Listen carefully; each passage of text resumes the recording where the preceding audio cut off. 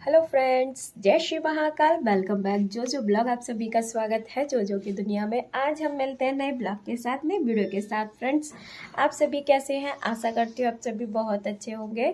और अब चलते हैं किचन में। और मम्मी चली गई नहाने के लिए। मैं नहा के फ्री हो चुकी हूँ, तो मम्मी बोल रही है कि सब्जी बना के रेडी रखना, मैं जब तक नहा के आऊँ तब तक। और अभी बज रहे हैं 8:30, तो मैं जा रही हूँ सब्जी बनाने के लिए। आज भैया भी नहीं आए, वैसे भैया भी जल्दी आ जाते हैं, और आज भैया भी थोड़ा लेट हो गया, तो मैं सब्जी बना के जल्दी से रेडी कर देती हूँ। और मैं दिखाती हूँ कि आज मैं किसकी सब्जी बना रही हूँ। और देखो मेरे पापा कितने आराम से, देखो खर्राटे दे के सो रहे हैं। फ्रेश होने के बाद ना पापा इतने आराम से सो जाते हैं ना, बहुत ही आराम से खर्राटे दे के सोते हैं एकदम। मैं आ गई थी किचन में सब्जी बनाने के लिए। और जब मैं नहाने के लिए गई थी ना, तभी मम्मी ने आलू बॉईल कर लिए थे।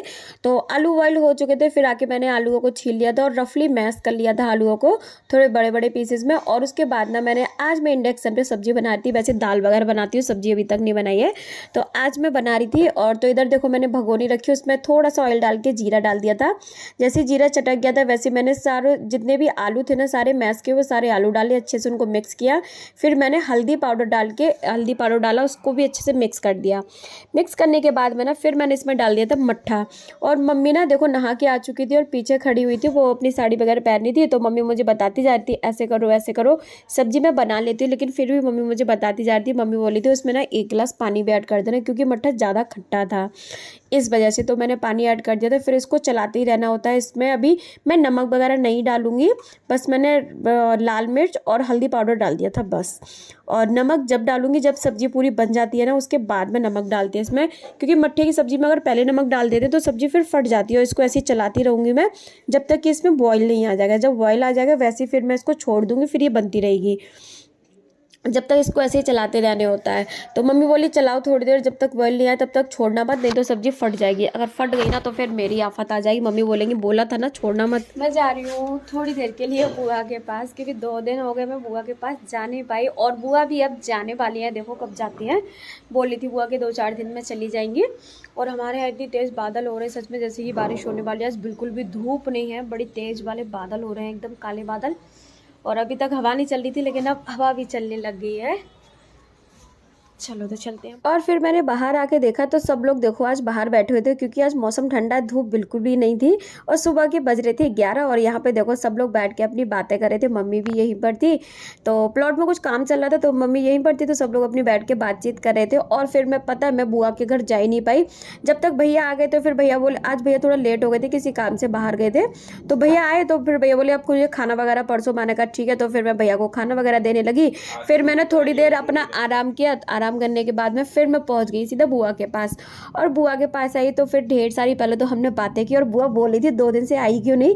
मैंने कहा बुआ थोड़ा सा काम में बिजी हो गई थी अपने घर पर, क्योंकि नल की फिटिंग वगैरह हो रही थी, तो बहुत ज़्यादा काम हो गया था, साफ सफाई। इस वजह से मैं बुआ के पास आ नहीं पा रही थी। मैंने कहा आ नहीं पाई, तो आज मैं बुआ के पास आई थी। और बुआ फिर अपने फ़ोन में कुछ मुझे फ़ोटोज़ वगैरह दिखाने लग गई थी, और मैं और बुआ दोनों ही देख रहे थे। बुआ मुझे बताती जा रही थी सारा कुछ। और उसके बाद फिर ना नवरात्रि चल रहे हैं, तो चाची चली गई थी मंदिर। मैं और बुआ यहीं पे बैठे थे। आज बुआ को भी जाना है, क्योंकि आज भोग लगाया है हलवे का। तो फिर बुआ तो बाद में जाएंगी। और उसके बाद ना मैं आ गई थी फिर ताई के पास। मैंने कहा 2-3 दिन हो गए मैंने ताई को भी नहीं देखा है, चलो मैं ताई को भी देखते हुए जाऊँ घर पर। तो इधर भाभी और दोनों भाभी बैठी हुई थी, और ताई अपना आराम कर रही थी, और मैं ताई से बातें कर रही थी। अब तो ताई बिल्कुल ठीक है, बस थोड़ा सा ये वीकनेस है ताई को, जिस वजह से मतलब वो खुद से उठ नहीं पा रही है, वरना ताई वैसे तो अभी ठीक है अपना, है ना। और इधर फिर मैंने भाभी से बातचीत की, फिर मैं अपने घर आ गई थी। घर आके अपना खाना पीना खाया। खाना खाने के बाद में फिर मैं अपने किचन के काम में लग गई थी सीधा। और मम्मी को पता नहीं क्या ही हो गया है, सुबह एकदम ठीक रहती है, जैसे ही शाम होती है ना वैसे ही मम्मी को मतलब फीवर आने लगता है, बॉडी में इतनी ज़्यादा वीकनेस आ जाती है कि मम्मी से कुछ भी काम नहीं हो पाता है ठीक से। तो इस वजह से मैंने कहा चलो अब खाना खा के अपना आराम करो, पापा को दवा वगैरह दो। मम्मी कहीं आराम नहीं कर पाती, क्योंकि खाना खाने के बाद पापा को दवा वगैरह देनी होती है। तो मैं किचन के काम में लग गई थी, और मम्मी फिर अपने पापा को दवा वगैरह देने लग गई थी, लॉग वगैरह लगा कर आ गई थी। और उसके बाद ना मैं सीधे अपने किचन के काम में जुड़ गई। मैंने कहा जल्दी जल्दी मैं भी अपना काम खत्म कर लेती हूँ। मौसम तो पता नहीं कैसा हो रहा है, इतना ज़्यादा ठंडा मौसम हो गया है। मार्च में कहीं इतनी सर्दी पड़ती है, इतनी ज़्यादा ठंडा मौसम होता जा रहा है सच में। हाँ, उस दिन कोहरा पड़ा तो मैं तो यही सोच रही थी कि मार्च में कब से कोहरा पड़ने लग गया है, पता नहीं मौसम अलग ही वेदर हो रहा है। वेदर तो कुछ पूछो ही मत, इतना ज़्यादा बेकार हो रहा है। किस मम्मी जा रही है पापा को दवा देने के लिए। और पापा देखो ना फोन देख रहे ना कुछ भी, फिर भी देखो कैसे चश्मा लगा हुआ है पापा के। मम्मी ने दवा दे दी, अब मम्मी देंगी पापा को चूरन। अभी पापा को एक नया चूरन मिल गया है, कोई बता जाता ना बस वही चूरन हमारे घर पे बन जाता है। तो मम्मी ने बना के रेडी कर दिया है घर पे ही चूरन, जो बता के गए थे ना अंकल जी वो। देखो कितने डब्बे लेकर आ रही है मम्मी। हमारे यहाँ सच में फ्रेंड्स कमी नहीं है चूरन की, हर बीमारी की तो दवा है और हर चीज का चूरन है। कोई भी चूरन ले लो, कोई भी दवा ले लो। देखो मेरे पापा को हंसी आ रही है। कोई भी बता दे दवा, वो दवा मेरे घर मिलेगी। कोई चूरन बता जाए, वो चूरन मेरे घर मिलेगा। कोई भी बता जाए बस, और कोई भी तेल बता जाए कि ये जड़ी बूटी लगाओ, ये तेल लगाओ, वो तेल मेरे घर मिलेगा। मेरे यहाँ पे कमी नहीं, मेरी स्लिप ऐसी भरी पड़ी रहती है सच बताऊं दवाइयों से। तो बस जो बताया था वही पापा मंगा लेते हैं। और पापा भी देखो दवा वगैरह खा के हो चुके हैं फ्री। एक चूरन खा चुके, अब दूसरे चूरन का नंबर है। एक दिन में पापा खाते हैं 2-2 3-3 चूरन। ये देखो।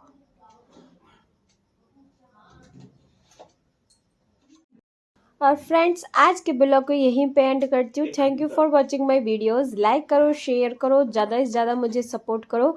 मेरे चैनल को सब्सक्राइब करो, मेरी वीडियोस को लाइक करना मत भूलो। कल मिलते हैं नए ब्लॉग के साथ, नए वीडियो के साथ। फ्रेंड्स बेल आइकन को प्रेस करो, जिससे डेली वीडियोज़ का नोटिफिकेशन आपके पास आता रहेगा। Thank you.